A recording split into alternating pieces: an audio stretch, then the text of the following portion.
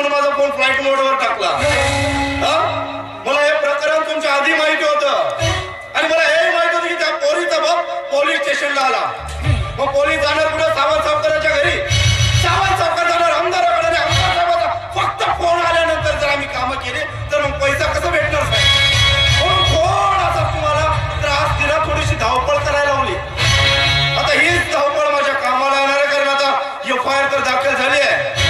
आता सावंत सावकार धावत धावत पैशाची बॅग घेऊन माझ्याजवळ आणि आपल्याला फक्त आणि फक्त पैसा.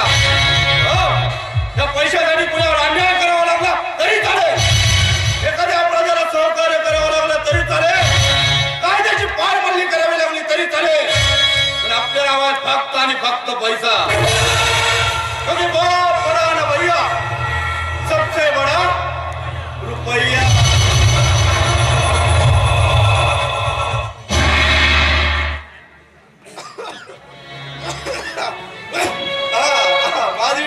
झाली शॉपिंग तुझी? अरे वा, खूप लवकर आलीस. शॉपिंग अर्धी झाली, अर्धी बाकी राहिली. अर्धी कशाला? पूर्ण करायची ना, आज रविवार होता. म्हटलं आमदाराची गाडी आमच्या घराकडे वळली कशी, आणि आमदाराच्या गाडीच्या मागोमाग माझ्या नवऱ्याचीही गाडी आमच्या घराकडे वळली. म्हटलं जाऊन जरा बघावं घरीच काय प्रकरण आहे. प्रकरण असं आहे. छान विचार, खूप छान आहेत तुमचे. सलाम तुमच्या महान विचारांना आणि सलाम एका पोलीस अधिकाऱ्याच्या भ्रष्ट कर्तव्यनिष्ठतेला सलाम. सत्य, जे सत्य आज माझ्याच घरात माझ्या पुढ्यात आलंय. खरंच खूप वाईट वाटलं हे बघून की ज्या व्यक्तीची पती परमेश्वर म्हणून आजपर्यंत मी पूजा करत आली आहे, तोच माझा पती परमेश्वर त्याचं खरं रूप एवढं लालची आणि बेईमान आहे हे बघून खूपच वाईट. मला तू काय आणि कुणाबद्दल बोलतेस ना अजिबात समजत नाही. कुणाबद्दल बोलते? या समाजाचं रक्षण करण्यासाठी, समाजाचा त्यांची रक्षा करण्यासाठी सरकारचा फुकटचा पगार घेऊन त्या समाजाच्या विरोधात कटक कारस्थान करणाऱ्या एका भ्रष्ट पोलीस अधिकाऱ्याबद्दल बोलते मिस्टर दयाल वर्मा. हे पोलिसांना सवय असते का असं बडबडण्याची? तुला काहीतरी गैरसमज झाला. वाह, छान, खूपच छान. सत्य, हे सत्य आहे ना? हे तुमचं खरं रूप आहे. एवढे बेईमान आहात तुम्ही. अरे तुमच्या प्रामाणिकपणाबद्दल आम्ही लोकांना सांगायचे आणि तुम्ही एवढे बेईमान. खरंच आज तुमचं हे रूप बघून, तुमचं बोलणं ऐकून माझी मान लाजेने खाली गेली. मात्र या समाजाचं रक्षण करणारा एक पोलीस इन्स्पेक्टर हे सगळं करताना तुम्हाला जराही लाज नाही वाटली? झालं माझं प्रोफेशन काय, कसं करायचं आणि हे कशा पद्धतीने हँडल करायचं तू मला सांगायची गरज नाहीये. तुझ्या तत्वज्ञान शिकवायचं नाही. काय झालं? तत्वज्ञान शिकवलं, तुम्हाला त्रास झाला? त्रास झाला ना, बरोबरच आहे ना. त्रास कसा होणार नाही? अरे स्वतःच्या स्वार्थासाठी, फक्त बेईमानीच्या मार्गाने पैसा कमवण्यासाठी डोळ्यावर बेईमानीची पट्टी बांधणाऱ्या तुमच्यासारख्या भ्रष्ट अधिकाऱ्यांना सत्य ऐकावंसं वाटत कसं? का मी कुणाचा ठेका घेतलाय का? सत्याचा घेतलाय का? समाजाचा ठेका घेतलाय मी? सांग, कुणाचा ठेका घेतलाय का मी? वाह, इन्स्पेक्टर साहेब, वाह. अरे तूच नाही, तुझ्या या विचाराचे अनेक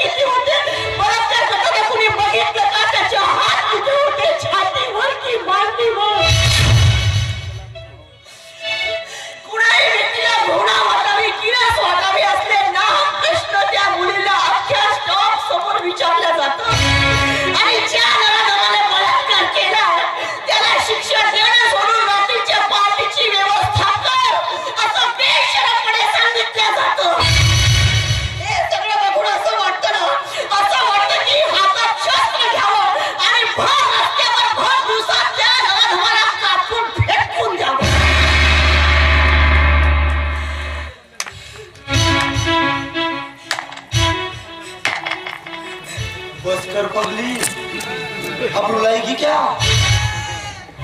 मस्त बोललीस ग तू, किती सुंदर भाषण दिलंस.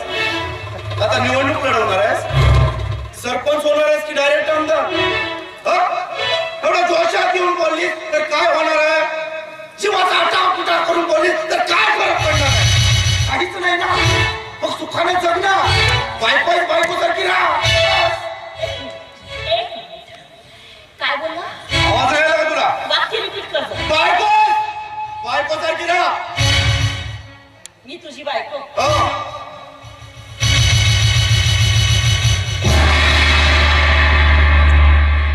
तुझ्या नावाचं कुंकू पुसलं मी. आता ना मी तुझी बायको ना तू माझा नवरा. अरे तुझ्यासारख्या भ्रष्ट पोलीस अधिकाऱ्याबद्दल या घरात संसार करण्यापेक्षा या समाजात उजळ माथ्याने आयुष्यभर जगेल एक विधवा म्हणून, एकटी पण प्रामाणिकपणे. आणि म्हणूनच आजपासून तुझं आणि माझं नातं संपलं. तुला सोडून, तुझ्या या घराला सोडून मी कायमची जाणार आहे. परत कधी या घरात परत न येणार. पाहतो ना मी कोर्ट नाहीये. कुणासाठी करतो मी सर? आपल्यासाठी, आपल्या संसारासाठी. जेवढा 2 लेकरं होती ना त्यावेळेस कळत पैशाची किंमत. कोर्टात बोलल्याप्रमाणे दलील मांडत आहे.